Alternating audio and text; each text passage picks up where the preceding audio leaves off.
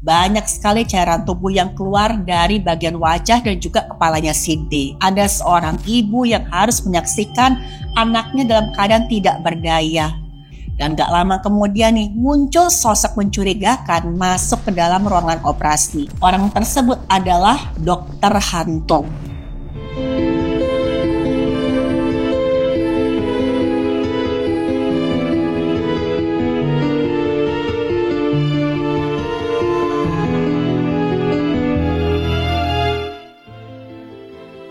Halo, saya Dr. Stefani.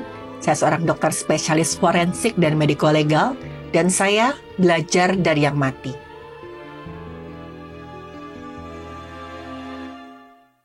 Teman-teman pernah tahu nggak cerita atau video tentang rumah sakit angker? Atau pernah nonton video tentang rumah sakit angker yang katanya ada dokter gaibnya? Apa hal itu benar? Saya seorang dokter. Rumah sakit adalah bagian dari kehidupan saya. Tempat kerja saya adalah rumah sakit. Bahkan teman-teman juga pasti tahu kalau saya itu banyak berhubungan dengan jasad manusia. Apa lalu saya menganggap rumah sakit itu tempat angker yang mengerikan? Jawabannya adalah nanti akan saya berikan pendapat saya di akhir video ini. Tapi kalau bicara tentang dokter yang katanya gaib atau dokter hantu atau apalah namanya, ada sebuah kasus yang katanya berhubungan dengan dokter hantu itu.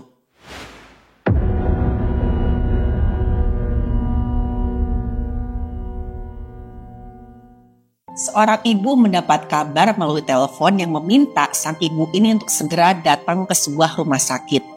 Sampai di rumah sakit tersebut, sang ibu kaget setengah mati karena putra bungsunya terbaring tidak sadarkan diri di ruang ICU. Padahal tadi itu putra bungsunya yang bernama D, tadinya tuh pamit untuk main ke rumah temennya. Ini ada apa? Apa waktu main ke rumah temennya terjadi sesuatu yang membuat si D ini cedera berat? Kok tiba-tiba si D ini bisa berada di rumah sakit dalam kondisi koma? Ternyata ketika dia telusuri melalui dokumen pendaftaran rumah sakit, D itu sebelumnya ingin melakukan operasi plastik. Tapi tiba-tiba terjadi kesalahan pada operasi yang dilakukan oleh si D. Hal itu terlihat dari CCTV yang ditonton oleh sang ibu dan juga kuasa hukumnya. Ya, ini kasus yang kemudian berlanjut ke ranah hukum. Tapi anehnya lagi terdapat banyak sekali kejanggalan di rekaman CCTV. Sebelum membahas lebih lanjut tentang keanehan pada operasi yang dijalani oleh D, kita akan membahas sebentar tentang latar belakang kasus ini. Bagaimana si D ini kok ujuk-ujuk bisa menjalani operasi plastik tanpa sepengetahuan ibunya. Jadi D ini adalah seorang pelajar yang selalu merasa minder dengan bentuk rahangnya. Dia merasa kok rahangnya itu kok lebih besar daripada rata-rata. Dan gara-gara ini si D juga sering mengalami perundungan di sekolah. Ya, yang namanya anak-anak kadang gak sadar kalau kata-kata yang dianggap itu bercanda itu sangat menyakiti hati seseorang. Apalagi kalau bercandanya sudah sampai ke fisik.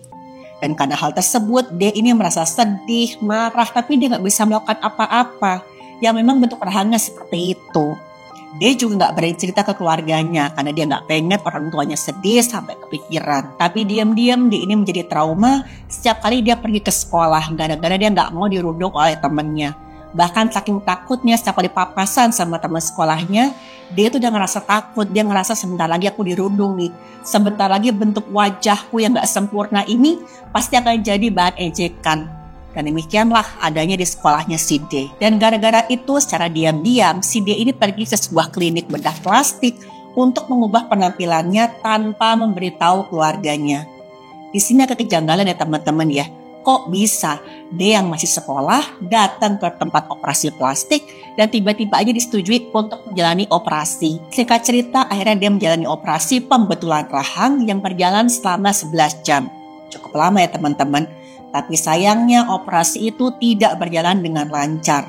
Banyak sekali cairan tubuh yang keluar dari bagian wajah dan juga kepalanya si D. Dan saking banyaknya cairan tubuh yang keluar dari tubuhnya si D, D pun dipindahkan dalam kondisi kritis ke sebuah rumah sakit. Dan di situ D ternyata mengalami serangan jantung. Di rumah sakit ini jantungnya sempat dipulihkan dengan CPR atau tindakan resusitasi pemijatan jantung. Tapi sayangnya saat itu dia tetap tidak sadarkan diri. Terus apa sih yang sebenarnya terjadi selama 11 jam di klinik bedah plastik itu? Kabar buruk terus-menerus berdatangan ke keluarganya si D. Rumah sakit memberitahu kepada ibunya si D kalau kemungkinan nanti D ini tidak akan bertahan lebih dari seminggu. Atau ya kemungkinan paling baik ya teman-teman, D tuh akan lumpuh total meskipun dia sadar. Kebayang gak hancurnya perasaan ibunya si D? Rumah sakit bahkan sempat menawarkan solusi dengan cara donasi organ. Tujuannya diharapkan D bisa bertahan. Tapi lagi-lagi prosesnya akan lama, memakan biaya dan belum tentu D bisa sembuh dengan total. Tapi sang ibu sama sekali gak bisa menerima kenyataan ini. Bayangin aja teman-teman, ada seorang ibu yang harus menyaksikan anaknya dalam keadaan tidak berdaya. Dan sang ibu ini gak bisa apa-apa. Dan masalahnya juga D ini menjalani operasi pembetulan rahang di klinik bedah plastik yang membanggakan. Di mana rekam jejaknya itu ada 14 tahun tanpa sekalipun ada kelalaian medis. Sebenarnya cukup menjanjikan ya teman-teman ya. Tapi kok bisa kejadian seperti ini? Pihak klinik yang melakukan operasi sempat mengunjungi ICU keesokan paginya. Tapi beliau cuma mengklaim bahwa D ini tidak dalam bahaya ketika berada di kliniknya saat sedang melakukan operasi plastik. Beliau ini juga berkata bahwa hilangnya cairan tubuh berlebihan itu disebabkan oleh tulang rahangnya si D yang lebih besar dari rata-rata.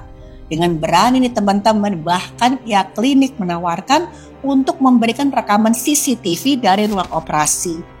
Ibu D kemudian setuju meminta semua rekaman CCTV di ruang operasi saat operasi D ini berlangsung. Awalnya karena nggak sanggup menonton rekaman itu seorang diri, Ibu D ini menyerahkan rekaman tadi kepada seorang kerabat yang memiliki pengetahuan medis dan juga bidang hukum. Dan setelah menonton video tersebut, pihak hukum mendesak Ibu D untuk menontonnya walaupun gak kuat. Ibu ini tonton sendiri, lihat sendiri. Ini sangat gawat. Ibu perlu tonton ini sendiri secara langsung. Didesak terus oleh temannya Ibu D tadi. Karena di situ di rekaman terdapatlah jawaban kenapa si D bisa mengalami hal buruk yang menimpanya. Dan video berdurasi 7 jam dan 13 menit itu ditonton dengan penuh perhatian dari si ibunya si D. Yang dia harus menahan semua kesedihan, semua kemarahan, semua rasa gak tega ketika dia menonton proses operasi plastik anaknya. Dan ini adalah hasil laporan dari CCTV-nya. Jadi operasi dimulai dengan sang direktur rumah sakit masuk ruang operasi. Dan sekitar 20 menit kemudian direktur ini mulai membedah tulang rahangnya si D. Dan saat itu cairan tubuh dari rahangnya si D mulai menetes ke lantai. Tapi anehnya perawat yang ada di ruangan tersebut dengan santainya langsung mengambil kain pel dan mengelap cairan tubuhnya si D yang ada di lantai. Teman-teman, yang namanya pengelolaan cairan tubuh di ruang bedah itu nggak bisa sembarangan. Salah satu tujuan utama operasi adalah mengendalikan kebocoran cairan tubuh. Oleh sebab itu, selama bedah ada teknik pengendalian kebocoran cairan tubuh.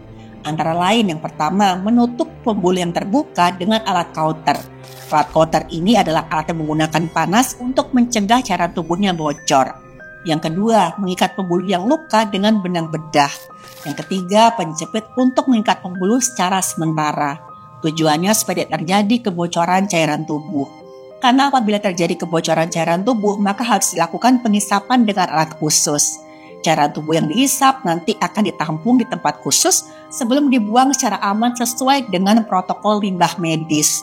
Ya idealnya memang cairan tubuh itu tidak boleh dibiarkan jatuh ke lantai. Tapi kadang-kadang dalam tindakan operasi besar, kebocoran cairan tubuh itu sulit dikendalikan sepenuhnya. Jika sampai jatuh ke lantai, maka harus segera dibersihkan, tapi dilakukannya itu oleh staf khusus yang tidak termasuk dalam tim bedah. Udah jelas nggak boleh dilakukan oleh si perawatnya tadi. Karena peraturannya, tim bedah, dokter ataupun perawat hanya boleh memegang instrumen bedah dan juga tubuhnya pasien. Dan pembersihannya itu juga nggak boleh sembarangan, harus menggunakan cairan membersih dan juga alat pel khusus. Adegan ini tuh berulang kali selama 6 kali, di mana setiap kali ada cairan tubuhnya dia jatuh ke lantai, sama perawat itu dengan santainya dilap pakai kain pel biasa. Karena saat itu dia terus-terusan mengeluarkan cairan tubuh dari tempat operasinya, dari wajahnya. 1 jam kemudian direktur rumah sakit meninggalkan ruangan tanpa menjahit luka setelah memotong tulang. Dan gak lama kemudian nih muncul sosok mencurigakan masuk ke dalam ruangan operasi.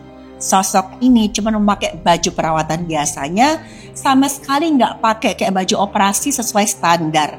Dia kelihatan sangat santai walaupun saat itu kondisinya si D sangat-sangat mengerikan.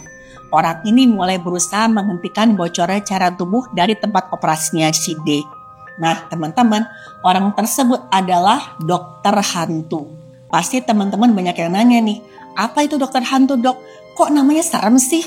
Apa dokter hantu itu adalah hantu yang berwujud dokter? Kok bisa hantu itu melakukan operasi? Teman-teman tenang ya, gak perlu takut. Jangan terpancing ketakutan dengan video yang menyebutkan bahwa ada rumah sakit angker, serem, penuh hantu, dan lain-lain. Seperti yang sudah saya jelaskan di awal video, kalau rumah sakit itu bukan tempat yang menakutkan. Di rumah sakit itu banyak nyawa yang tertolong. Banyak juga kebaikan-kebaikan yang terjadi di rumah sakit. Itu artinya rumah sakit juga tempat di mana banyak nyawa itu bisa tertolong. Oke, kita balik lagi ya ke dokter hantu tadi. Dokter hantu ini adalah seseorang yang tidak tercatat dalam catatan operasi, tapi ada di sana untuk melakukan operasi atas nama dokter aslinya.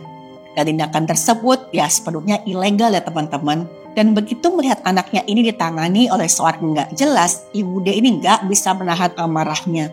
Dalam rekaman CCTV, dokter hantu tersebut melanjutkan operasi, walaupun saat itu D masih bersimbah cairan tubuh yang berwarna merah. Dan semakin banyak cairan tubuh berwarna merah yang jatuh ke lantai. 1 jam berlalu dan dokter hantu ini pun meninggalkan ruangan dengan santainya dan menganggap operasi sudah selesai. Lalu ada seorang perawat yang bahkan gak mengenakan baju bedah mencoba menghentikan cairan tubuh berwarna merah yang keluar dari rahangnya si D. Perawat itu menggunakan metode penjahitan luka yang ada di rahangnya si D. Selama waktu itu gak ada satupun dokter yang mengawasi di sampingnya D dan si perawat ini. Dan setelah menyelesaikan jahitan, sang perawat ini pun langsung mengganti pakaiannya di situ. Dia ini juga sempat kelihatan menghabiskan waktu di samping tubuhnya si D sambil melihat ponselnya dan memakai lipstik. Bayangin teman-teman di ruang badan seharusnya steril dan mainan HP terus dia turunkan itu maskernya dia pakai lipstick di situ. Udah jelas teman-teman ini ada tindakan yang sangat-sangat ngawur. Seorang perawat tuh gak boleh melakukan hal itu, dia harus fokus sama tugasnya.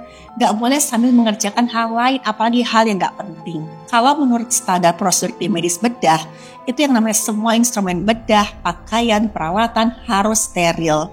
Anggota tim bedah seperti ahli bedah, asisten, ahli anestesi, dan perawat itu harus mencuci tangan dengan teknik cuci tangan khusus selama beberapa menit. Teknik cuci tangan ini beda ya teman-teman dengan teknik cuci tangan biasa. Selain itu, sabun yang digunakan adalah sabun antiseptik khusus atau larutan yang dasarnya alkohol. Dan sebelum mencuci tangan, dokter harus melepas seluruh perhiasannya.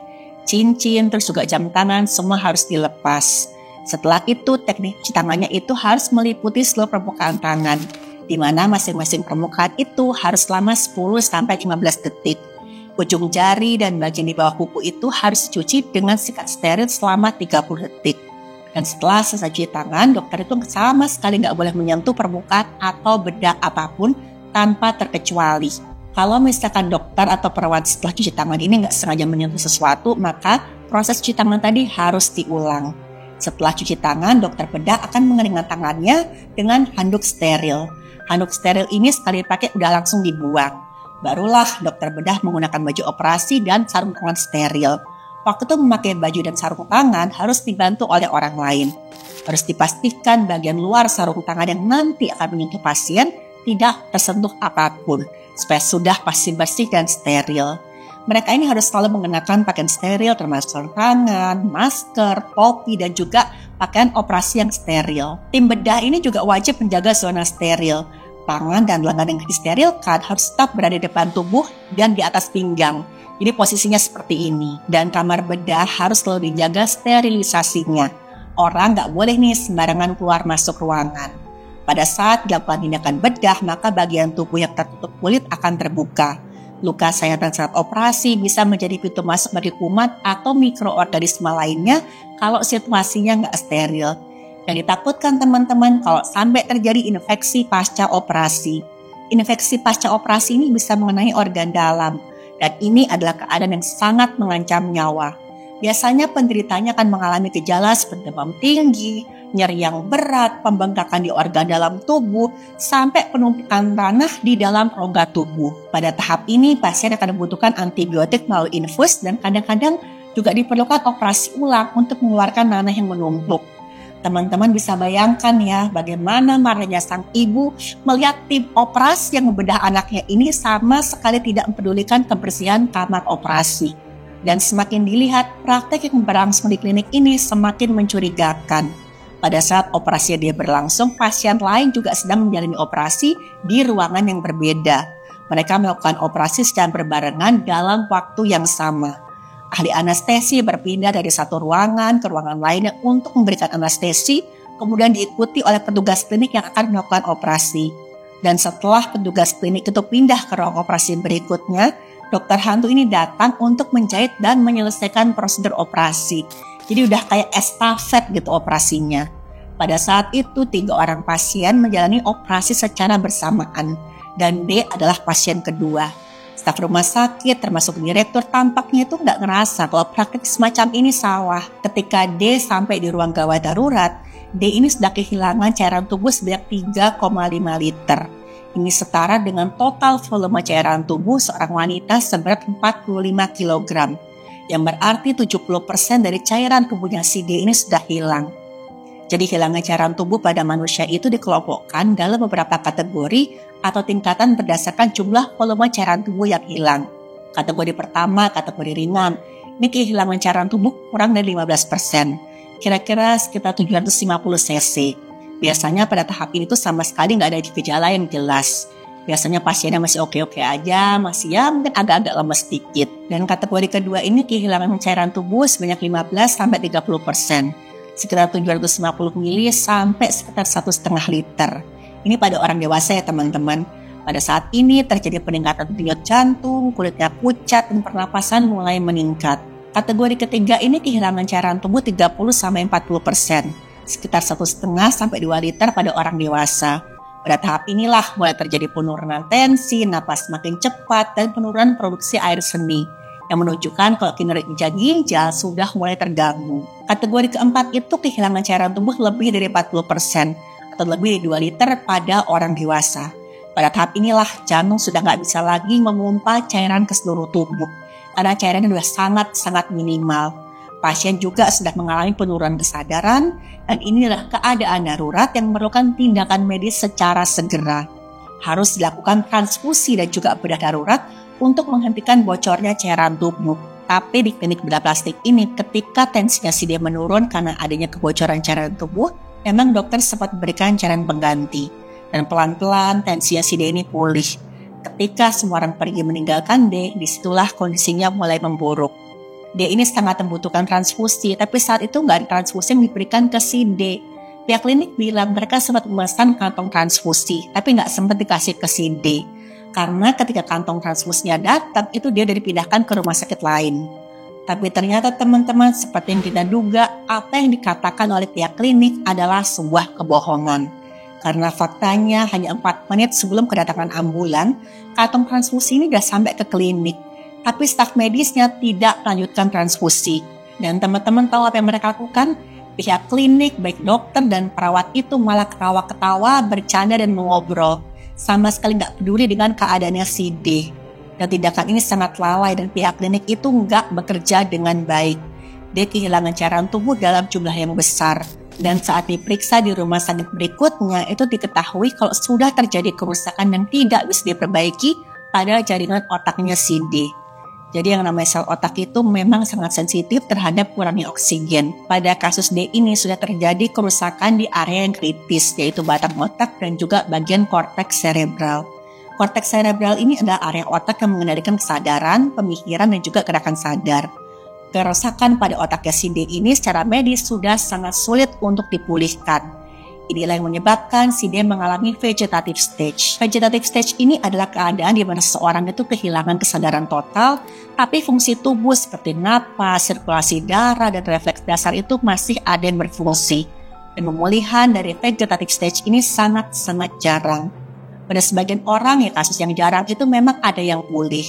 Tapi lagi-lagi fungsi tubuhnya nggak bisa sama seperti sedia kala sebelum otaknya mengalami cedera.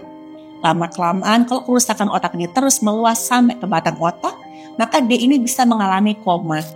Pada tahap ini fungsi vital seperti napas, detak jantung mungkin memerlukan alat bantu untuk bisa selalu bekerja. Dan dalam keadaan si D ini nggak sadar, tim medis hanya bisa memberikan terapi suportif seperti pemberian cairan tubuh, nutrisi melalui infus. Pada tahap ini yang gak kalah penting adalah perawatan luka dekubitus dan juga pencegahan pneumonia.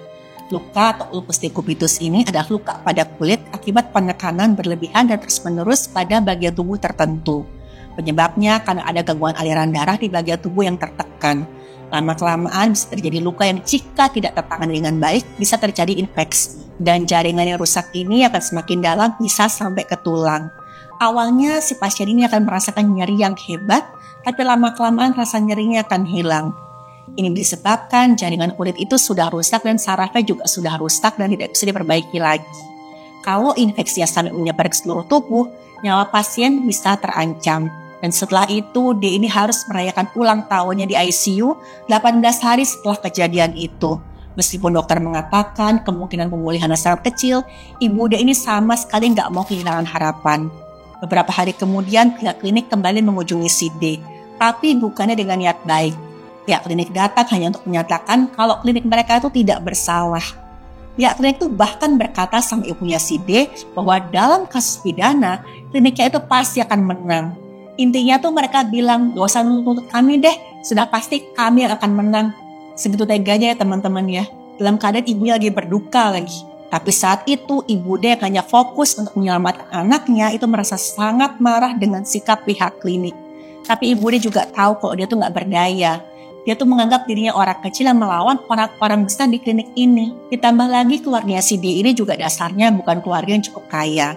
Ibu D ini menangis karena takut akan ancaman dari pihak klinik. Teman-teman bayangin deh, dalam kondisi seperti ini ibunya D ini cuma bisa memohon ke pihak klinik agar membuat situasinya itu gak semakin sulit. Mereka mohon tolong jangan ada tuntutan lah, saya cuma pengen si D ini pulih itu aja. Tapi sehari setelah kunjungan direktur klinik, jantungnya si D berhenti berdetak. Dan dokter di rumah sakit memprediksi kalau D ini gak akan bertahan. Ibu D sudah sangat putus asa dan akhirnya memutuskan untuk menghentikan perawatan yang dijalani oleh D. Saat ibu ini gak tahan melihat D yang harus merasakan sakit dan dia mencoba ikhlas membiarkan putranya ini pergi. D ini kehilangan nyawanya 49 hari setelah dia kehilangan kesadaran. Tapi kasus ini akhirnya menjadi berita di berbagai media. Tapi anehnya teman-teman, klinik bedah plastik yang bertanggung jawab atas kecelakaan medis ini masih beroperasi. Dengan berani mereka juga masih bisa mengklaim kalau klinik mereka itu adalah klinik profesional yang tidak pernah melakukan kesalahan. Segitu angkuhnya mereka. Selain itu, klinik tersebut dengan palsu mempromosikan kalau semua operasi kecantikan itu dilakukan oleh dokter khusus. Dan menanggapi tragedi ini, Ibu D akhirnya memberanikan diri untuk mengajukan gugatan terhadap staf medis klinik bedah plastik kira-kira sebulan kemudian setelah si D ini berpulang. Ibu D mencurahkan segalanya untuk pertarungan hukum meskipun dia sadar bahwa melawan klinik kecantikan di ranah hukum itu akan susah. Dan gak main-main ya teman-teman, pertarungan antara Ibu D dan klinik kecantikan ini berlangsung selama 7 tahun. 7 tahun teman-teman, bayangkan seorang ibu memperjuangkan keadilan untuk anaknya. Tapi dengan ajaib dan dengan bantuan orang banyak, akhirnya ibu ini berhasil menangkan sidang.